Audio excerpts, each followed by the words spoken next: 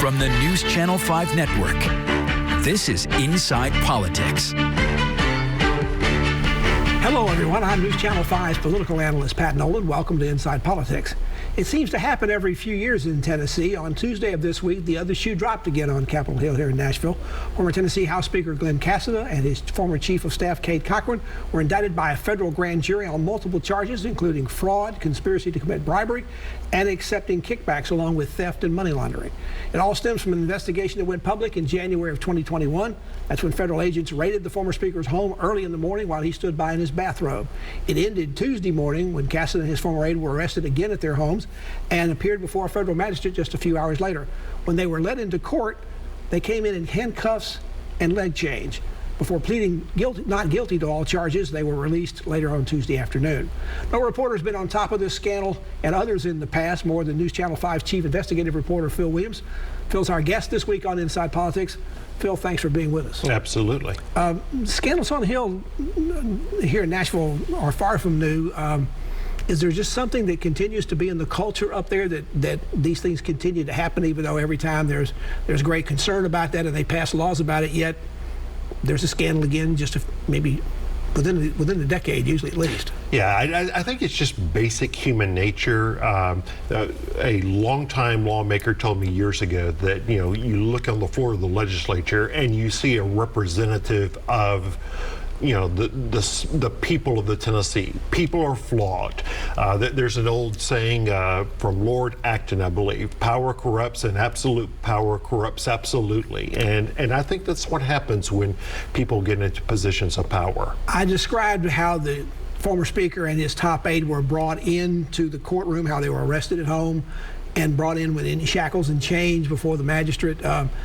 That's not normally how that kind of thing has happened for people. So is there a message there? Was there a lack of trust and faith, or were the feds mad about the way they had responded to this whole investigation? Yeah, it is entirely up to the prosecutors, the federal authorities. It's not uncommon to call the attorney and say, we have an indictment against your client. You need to surrender at 9 a.m.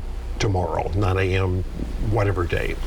By appointment, not by knocking on the door. Exactly. At 7 o'clock in the morning. In this case, it was a surprise. It happened at 7 a.m.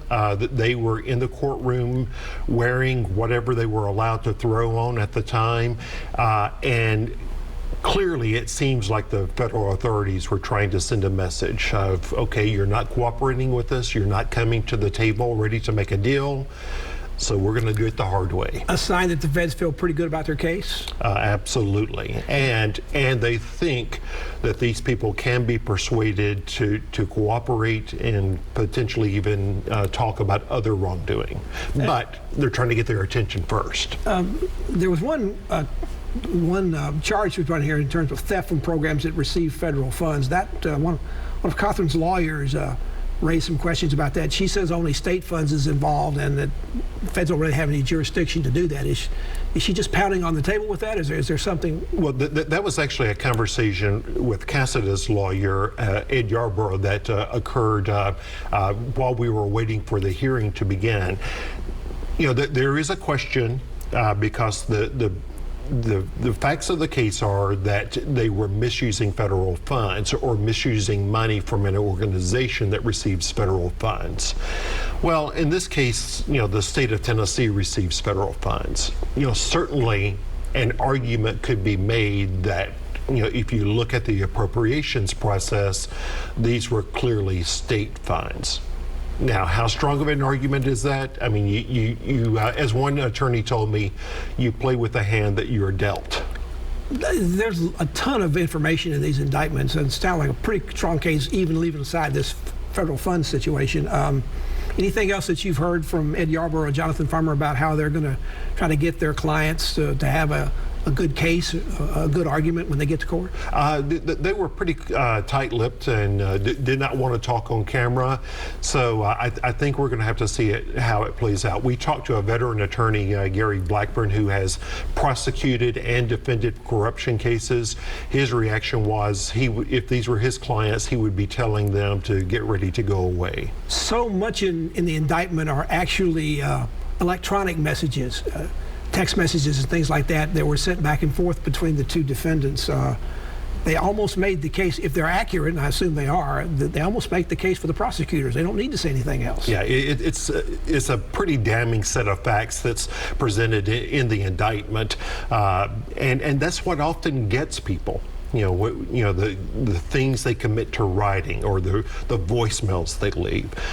Here it certainly, there are strong hints of fraud in the very text messages themselves. I guess we can't emphasize enough to people about all their communications. If you don't want something to be known, don't put it in an email, don't put it in a text message, and don't write it down. But particularly for the electronic stuff, it never goes away. Yeah, and that's the thing, that you look at this and you think, what were they thinking? Were they thinking? Because they're clearly talking about disguising identities, disguising voices, setting up fictitious businesses in fictitious names, and committing that to writing. One thing I never understood about this entire thing when I first heard about it was that I've done some things over time to produce documents for clients, some political documents. But you always have somebody who's the account executive who brings these back to the client and says, this is what the copy is going to say, this is what the layout's going to look like.